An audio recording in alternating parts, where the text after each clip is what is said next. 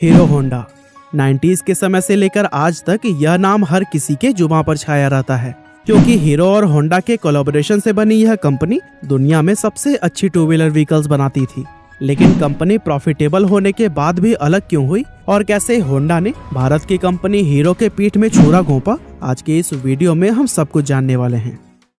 असल में हीरो एक साइकिल बनाने वाली कंपनी थी जिसकी नींव बृजमोहन लाल मुंजाल ने 1956 में रखी थी और 1975 तक आते आते ये भारत की सबसे बड़ी साइकिल बनाने वाली कंपनी बन गई। इसके बाद उन्होंने अपनी साइकिल्स को बड़े लेवल पर विदेशों में भी बेचना शुरू कर दिया और इस तरह साल 1986 आने तक ये कंपनी सिर्फ इंडिया ही नहीं बल्कि पूरी दुनिया की सबसे बड़ी साइकिल बनाने वाली कंपनीज में शुमार की जाने लगी। लेकिन उसी दौरान उन्होंने देखा कि फॉरेन मार्केट में मोटरसाइकिल बिजनेस भी काफी तेजी से एक्सपेंड कर रहा है, लेकिन इंडिया में तो लोगों के पास सिर्फ स्कूटर और मोपेड का ही ऑप्शन है। इसीलिए वे इस गैप को फिल करने के लिए इंडियन मार्केट में मोटरसाइकिल उतारना चाहते थे। लेकिन उस वक्त हीरो के साथ प्रॉब्लम यह थी कि उनके पास इंजन बनाने की टेक्नोलॉजी ही नहीं थी, जिसकी वजह से मोटरसाइकिल बनाना उनके लिए तो मुमकिन ही नहीं था।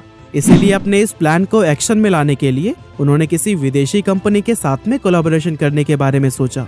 अब उस वक्त भारत में लिबरलाइजेशन भले ही नहीं आया था, लेकिन उस टाइम गवर्नमेंट इंडियन कंपनीज को यह अपॉर्चुनिटी देती थी कि अगर वो चाहे तो किसी भी विदेशी कंपनी के साथ में टाई अप करके इंडिया में अपना बिजनेस एक्सपेंड कर सकते हैं। इसीलिए बृजमोहन लाल ने हीरो के थ्रू दुनिया की सबसे बड़ी मोटरसाइकिल बनाने वाली जापानी कंपनी होंडा के पास में अपना प्रपोजल भेजा।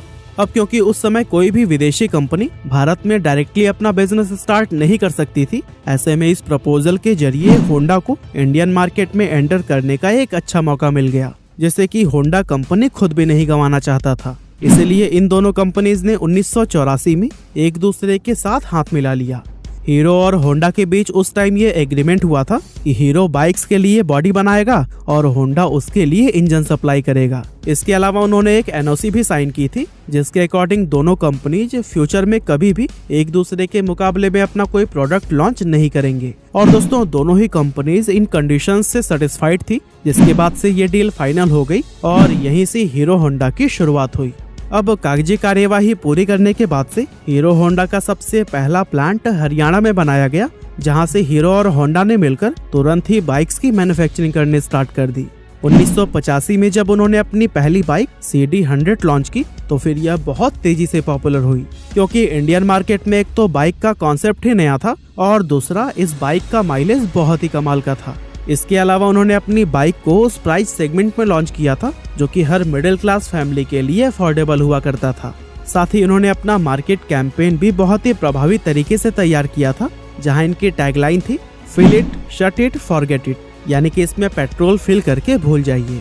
इस टैगलाइन का भी लोगों पर काफी ज्यादा असर हुआ और लोग इस बाइक के दीवाने हो गए थे, क्योंकि उन्हें स्कूटर वाला माइलेज अब बाइक में मिल रहा था। लेकिन उसी दौरान जापानी करेंसी में उछाल आ गया, जिसकी वजह से जितने भी स्पेयर पार्ट्स जापान से आते थे वो काफी ज्यादा महंगे होने लगे और हीरो होंडा को अपनी बाइक्स अफोर्डेबल बनाने में काफी दिक्कतें आने लगी। असल में यहाँ प्रॉब्लम यह भी थी कि उस वक्त हीरो होंडा के कई सारे कॉम्पिटिटर्स इंडियन मार्केट में आ चुके थे, जैसे सुजुकी, यामाहा, बजाज और टीवीएस।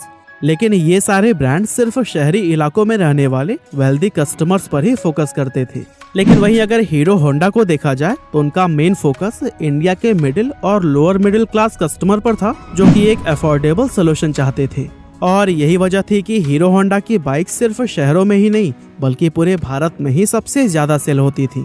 और यही सब देखते हुए कंपनी अपनी बाइक्स का प्राइस नहीं बढ़ाना चाहती थी, यहाँ तक कि इसी की वजह से कंपनी को काफी लंबे अरसे तक लॉस का भी सामना करना पड़ा।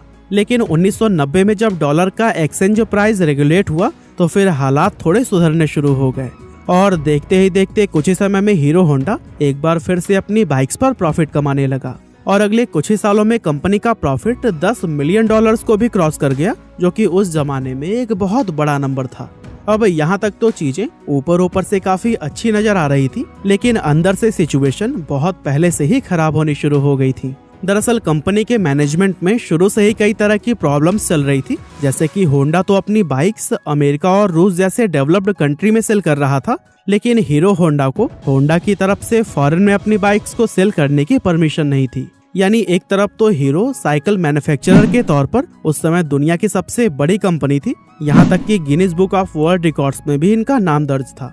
वहीं दूसरी तरफ होंडा की वजह से वो अपनी बाइक्स फॉरेन मार्केट में सेल नहीं कर पा रही थी।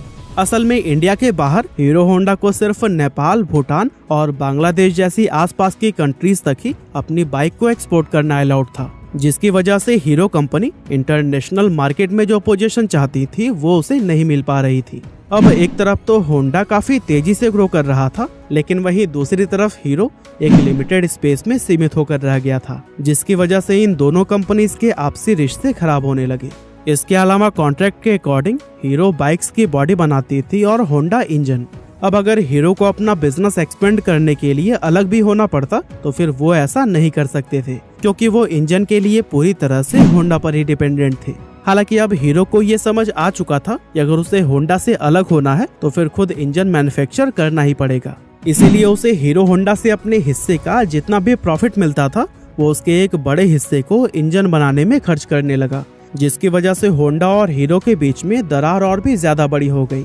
अब जैसा कि इन्होंने कोलैबोरेशन के टाइम एनओसी साइन किया था कि ये एक दूसरे के मुकाबले में कभी भी बाइक्स नहीं लॉन्च करेंगे, लेकिन होंडा ने इसके खिलाफ जाकर साल 1999 में इंडिया के अंदर अपनी एक separate company Honda motorcycle and scooter India start कर दी और फिर उसी प्राइस सेगमेंट में ही बाइक्स लॉन्च करना शुरू कर दिया, जिसमें पहले से ही हीरो होंडा की बाइक्स मौजूद थी।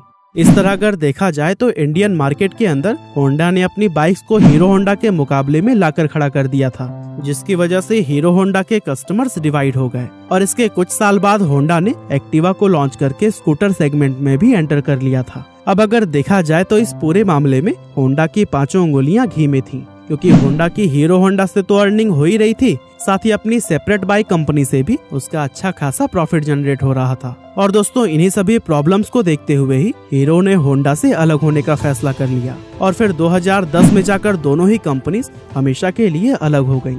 हीरो होंडा में इन दोनों कंपनियों के 26% शेयर थे, जिसके चलते होंडा मोटर्स ने अपने हिस्से के सारे 26% शेयर हीरो कंपनी को ही बेचने का फैसला किया। और दोस्तों हीरो कंपनी के प्रमोटर ब्रजमोहन मुंजाल ने होंडा के ये शेयर्स 1.2 अरब डॉलर्स में खरीदकर अपना खुद का कारोबार हीरो मोटोकॉर्प के नाम से आगे बढ़ाया।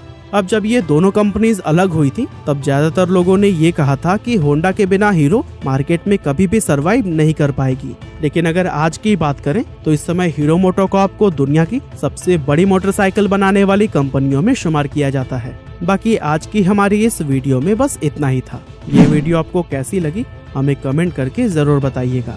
आपका बहुमूल्य समय देने के लिए बहुत बहुत धन्यवाद।